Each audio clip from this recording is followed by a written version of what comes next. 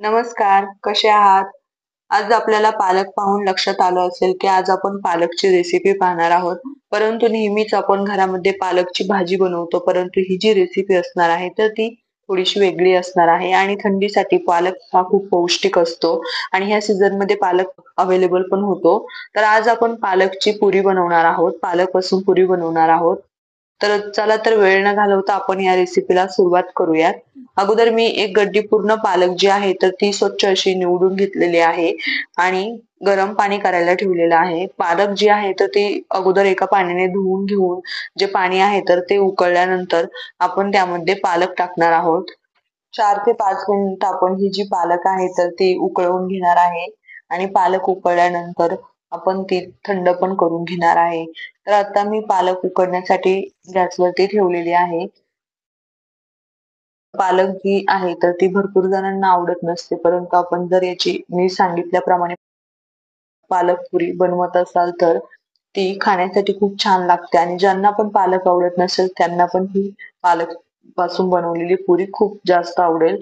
तर आपण एकदा नक्की ट्राय करा आणि माझी ही रेसिपी शेवटपर्यंत पाहत राहा म्हणजे आपल्याला मी कशी बनवली ते पण समजेल.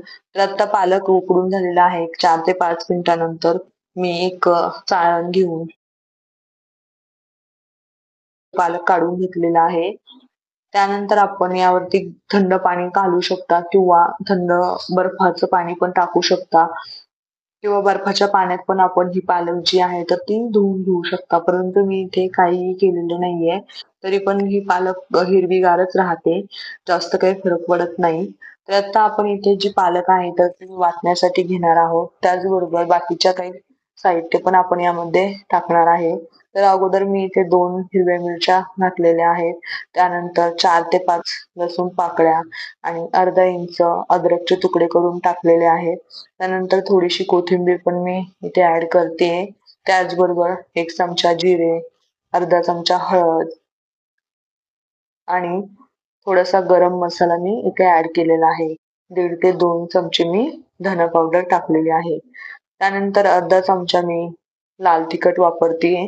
तिखट जे आहे तर ते आपण आपल्या आवडीप्रमाणे वापरू शकता, कमी जास्त पण करू शकता.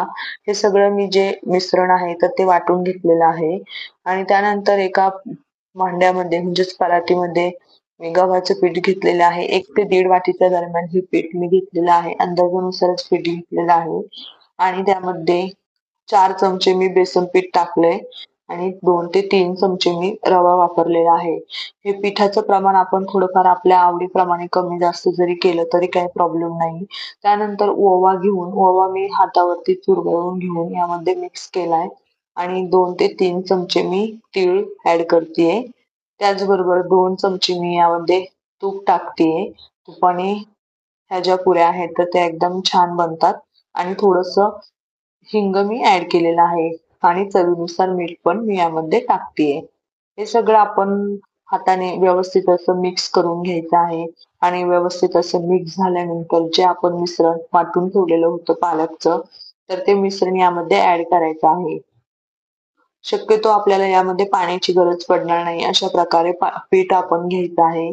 पिठाचा अंदाज जो आहे तर तो आपण पालक जे आहे तर त्याच्या अंदाजानुसारच घेऊ शकता.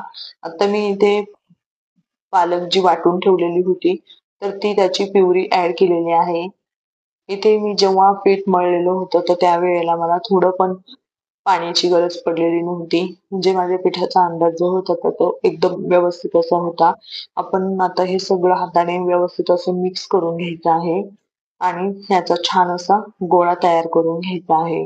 तुम्ही बघू शकता मला इथे थोडा पण पाण्याची गरज पडलेली नव्हती आणि पीठ पण एकदम छान असं तयार झालेलं आहे म्हणजे मळून झालेलं आहे. थोडंसं तेल घेऊन आपण ह्या पिठाला हे तेल लावून घेणार आहे आणि एक 5 मिनिटांसाठी पीठ भिजण्यासाठी ठेवणार आहे. तोपर्यंत बाकीची तयारी आपण करून घेऊया. तर एक कपडा घेऊन आपण ह्या पिठावरती 5 मिनिटांसाठी ठेवलं होतं. त्यानंतर तुम्ही बघू शकता पीठ एकदम छान असं भिजलेलं आहे. तर आता आपण हे जे पीठ मळलेलं आहे तर बाकी वेळेला आपण जशा पुऱ्या बनवतो तसंच घट्ट असं मळलेलं आहे. जास्त सैल पण केलेलं नाहीये. तर अशा प्रकारे छोटे छोटे गोळे या पिठाचे मी तयार करून घेतलेले आहेत आणि तेल लावून असे गोळे तयार केलेले आहेत. तर आता आपण याच्या छोट्या छोट्या पुऱ्या तयार करून घेणार आहे. त्या पुऱ्या लाटताना मी तेलाचाच वापर करत आहे. म्हणजे पिठाच्या गोळ्याला थोडंसं तेल लावून नंतर पुऱ्या लाटून घेणार आहे.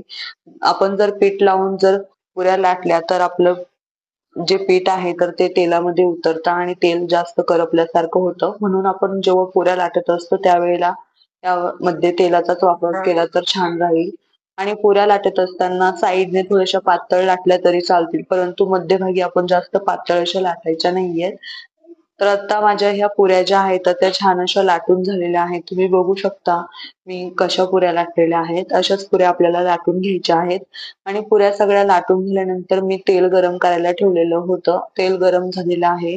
तेल गरम झाल्यानंतर आपण या तेलामध्ये थोड्या थोड्या पुऱ्या ज्या आहेत तर त्या तळून घेणार आहे. पुरी तळत असताना जास्त पण पुऱ्या एका वेळेला सोडायच्या नाहीयेत. नाहीतर त्या व्यवस्थित अशा तळल्या जाणार नाही. आणि तुम्ही बघू शकता पुरी एकदम टम्म अशी फुगलेली आहे. कारण आपण त्यामध्ये थोडासा रव्याचा वापर केला होता आणि जे पीठ मळलेलं तर ते एकदम व्यवस्थित असं मळलं गेलेलं, म्हणून ह्या पुऱ्या ज्या आहेत तर त्या छान अशा फुगतात. तर अशाच प्रकारे सगळ्या पुऱ्या ज्या आहेत तर त्या आपण तळून घेणार आहे. पुरी तळत असताना आपण गॅसची फ्लेम जी आहे तर ती मीडियम ठेवायची आहे. जास्त फास्ट गॅस असताना पण पुऱ्या तळू नयेत, नाहीतर त्या वरतून ज्या आहेत तर त्या लाल होतील आणि आतून व्यवस्थित अशा तळल्या जाणार नाही. ह्या पुऱ्या ज्या आहेत ना तर त्या खाण्यासाठी 8 ते 10 दिवस एकदम छान अशा राहतात. तर आपण कुठे बाहेर जात असाल तर अशा वेळेला ह्या पुऱ्या जर बनवून घेतल्या तर एकदम छान अशा राहतील. तर ही रेसिपी नक्की ट्राय करा आणि तुम्ही बघू शकता प्रत्येक पुरी अशी छान अशी फुगलेली आहे. तर माझी ही रेसिपी आपल्याला आवडली असेल तर माझ्या या चॅनलला लाईक, सबस्क्राईब, फॉलो आणि शेअर जरूर करा आणि अशाच नवनवीन रेसिपी पुढे आपण पाहत राहू. धन्यवाद.